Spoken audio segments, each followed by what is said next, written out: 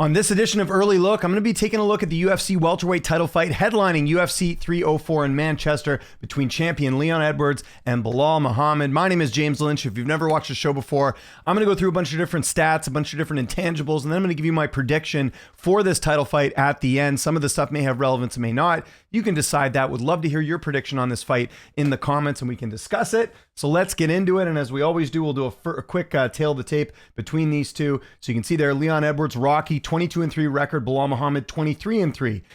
32 years old to 36, so Edwards a little bit younger. 6'2" to 5'11", 74 to 72. So Leon Edwards going to be a little bit bigger in this fight. Nothing crazy, but thought I'd mention that. And then also a little bit younger as well too. Let's start with the current champ Leon Edwards, and we'll take a look at some of his accolades.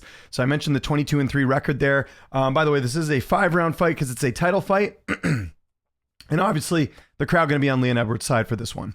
So you can see there, Leon Edwards has a 22-3 record. He's got 7 knockouts, 3 submissions, and 11 decisions. He's 32 years old, like I mentioned, 6'2" with a 74-inch reach. So he's 4 years younger. Will have a 2-inch height and 2-inch reach advantage in this fight. He's a southpaw. He's a former Bama welterweight champion. He's also a BJJ purple belt and trains at a Team Renegade BJJ. He's the current welterweight champion. He's had 2 successful title defenses. He's the first Jamaican-born UFC champion in history. And he's got performance of the night 2 times against Seth Bajinski and Kamaru Usman. Leon Edwards made his amateur debut way back in March of 2011, made his MMA debut in June of 2011, and made his UFC debut way back in November of 2014. What card was that? That's where he lost to Claudio Silva, a fight that probably should have gone the other way. He's 14-2 in the UFC. He's got 5 stoppage wins. Some notable wins for him include Vicente Luque, Donald Cowboy Cerrone, Gunnar Nelson, Rafael dos Anjos, Nate Diaz, only because Nate's obviously a notable fighter. He's got 2 wins over Kamaru Usman, and he also has a win over Colby Covington, which he got in his last fight. Some notable losses include Claudio Silva and Kamaru Usman. Leon Edwards also started his career at 185 pounds for the first 2 fights, has since fought at welterweight. He's had a few layoffs in his career, going from Rafael dos Anjos to Belal Muhammad.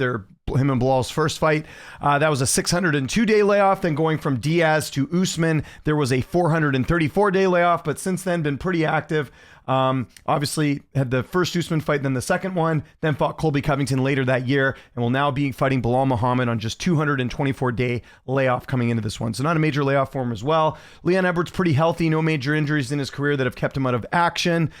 He's also, I mentioned he had some close fights. Let's talk about the Claudio Silva fight way back in 2014. Just wanted to bring that up. That was a UFC Fight Night 56 back in November of 2014.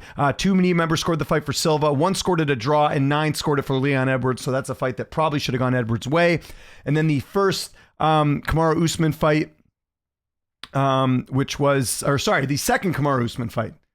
No, the third Kamaru Usman fight. That's the one I'm talking about. That one was close because it was a majority decision. If you go look at the media scorecards for that, UFC 286, March of 2023, 19 media members scoring the fight for Edwards, 11 scoring it a draw, and 2 scoring it for Usman. Again, this is on MMAdecisions.com where media members can submit their scorecards. So again, majority felt like Edwards won that fight, but it is interesting that a number of people also thought it should have been a draw. Let's look at Leon Edwards' stats. You can see here, significant strikes landed per minute, 2.75. His striking accuracy is at 53%. His striking defense is at 54%. Doesn't get hit that much. Takedown average is 1.25. Takedown accuracy is only at 34%, and his takedown defense is at 70%. We'll see if there's any takedowns in this fight. But that's pretty much everything you need to know about Rocky Leon Edwards. We're finally getting this fight, this rematch that's been talked about for a long time, and it's going to be happening here, like I mentioned there, on July 27th in Manchester. Now let's talk about Edwards' opponent, the challenger, Belal Muhammad. So you can see there, 23-3 record with 1 no contest. I forgot Edwards had a no contest as well because of the eye poke. He's got 5 knockouts, 1 submission, and 17 decisions. He's 35 years old. He'll be turning 36 on July 9th, which will be before this fight. He's 5'11 with a 72-inch reach. So again, he's older, doesn't have a height or reach advantage in this fight on Leon Edwards. He's currently ranked number 2 in the welterweight division. He's a BJJ purple belt, trains at a Chicago fight team, also did a bit of training elsewhere as well. He's also the former Titan FC welterweight champion. Belal's got performance of the night 2 times against Takashi Sato and Sean Brady. He's got fight of the night 1 time against Alan Jouban, and he's tied with George St. Pierre, Kamaru Usman, and Neil Magny for most unanimous decision wins in UFC welterweight division history at 10.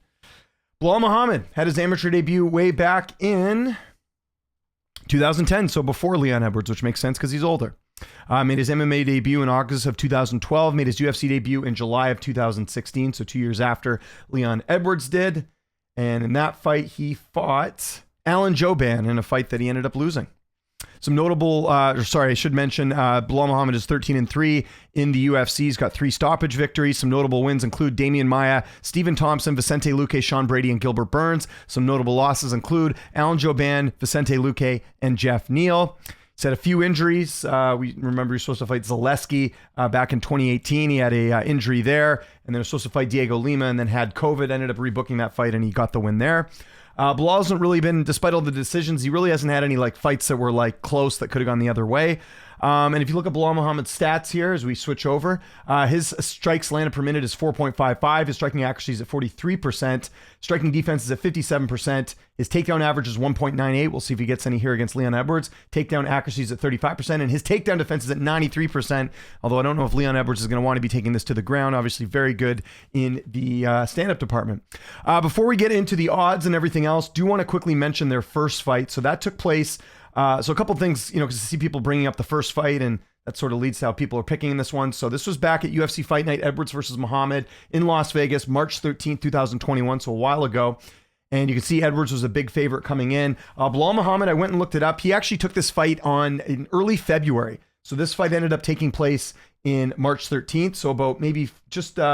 looks like just over 4 weeks that Belal got for this camp, so a bit of a short notice fight. Remember, Belal Muhammad replaced Khamzat Chimaev, how quickly things have changed. Remember, they tried to book that Khamzat Chimaev fight with Leon Edwards a number of times, never ended up panning out. So Belal steps in, and I went back and watched the fight, and just a few things I wanted to mention about this. So, I mean, it was very clear that Leon won the first round of that fight. It went to the second round, obviously.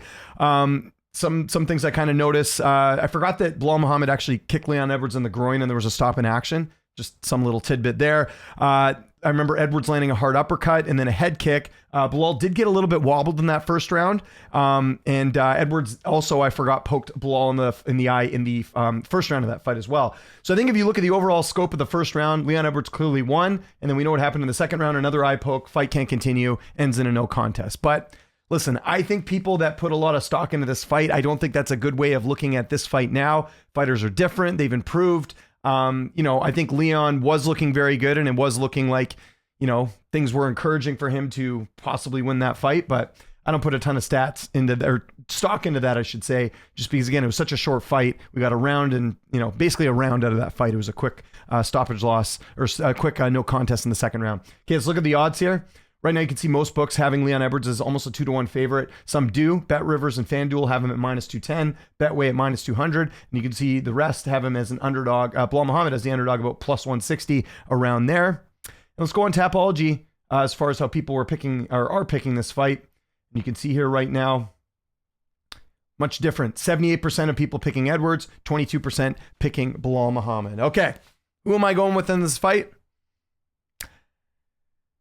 I'm going to be going with Belal Muhammad. Now, I know that's going to surprise some people. Look, there's a lot of reasons to like Leon in this fight. He's younger. He's got the height and reach. Leon's looked great. I mean, you can't take away the head kick knockout over Usman. He's beat good opponents. And again, if it stays standing, I would give Leon Edwards the edge. But I think, and this is kind of one of those instances where I'm kind of using the eye test a little bit as to why I'm going the other way and going against the grain here. I think Belal Muhammad, every fight you see him get better. Now, look, would I have liked him to have finished Gilbert Burns in his last fight, a fight that Burns was clearly injured, and maybe there could be some more killer instinct there? Absolutely. I thought that was a fight that I think Belal should have finished. He wasn't able to do it. He did finish Sean Brady. That is a win that has aged quite well. We saw Brady after that fight take out Calvin Gastelum, look great. Brady's a good prospect in the division. That's a good win for him. And then, taking out Luque, avenging that loss, beating Stephen Thompson with a good wrestling game. I don't know. For some reason, Belal really strikes me as someone who's ready for this moment. And, again, I think he's got good wrestling. I think the stand-ups come a long way. He's also durable. The only guy to finish him was Luque, and that was a couple of years back. That was even Jeff Neal couldn't finish him in their fight. That was back in 2016. He got finished in the first round. I mean, Leon, for the most part, is not much of a finisher, right? He did finish Usman, but that was late in the fight. If you look at his last stoppage win prior to Usman, it was Peter Sabata back in 2018. Granted, he's fighting really good opposition, guys that are tough to take out. But again, there's some people that just think that Edwards is going to go in there and knock out Belal Muhammad. I'm not so sure about that. If you look at Leon Edwards, Majority of his wins are actually by decision as well at 52%. So I very much think this fight's going the distance. Now, there is a school of thought that, if it hits the scorecards, maybe because it's in the UK, that's going to favor Leon. I don't know about that. I think Belal has the type of style that is very active and very much like forward, and I think that's something the judges will take to the bank in this one. Belal Muhammad, on the other hand, 74% of his wins are by decision. Leon Edwards has never been finished. I like those odds of Belal winning a decision here, not to mention the fact I think it's going to be close.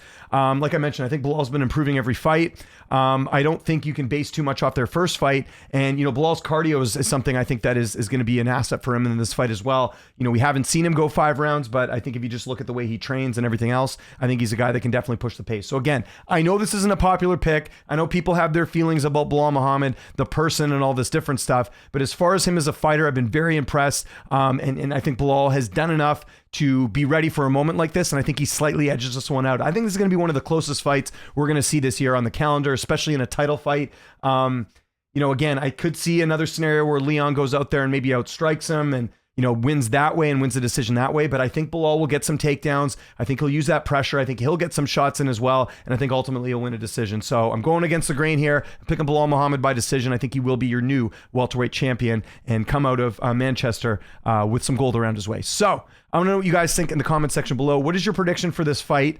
And I want to hear it in the comments. Let me know what you think. Again, more than happy to discuss this fight if you guys are going to be, reasonable about discussing some of the things that I talked about here today.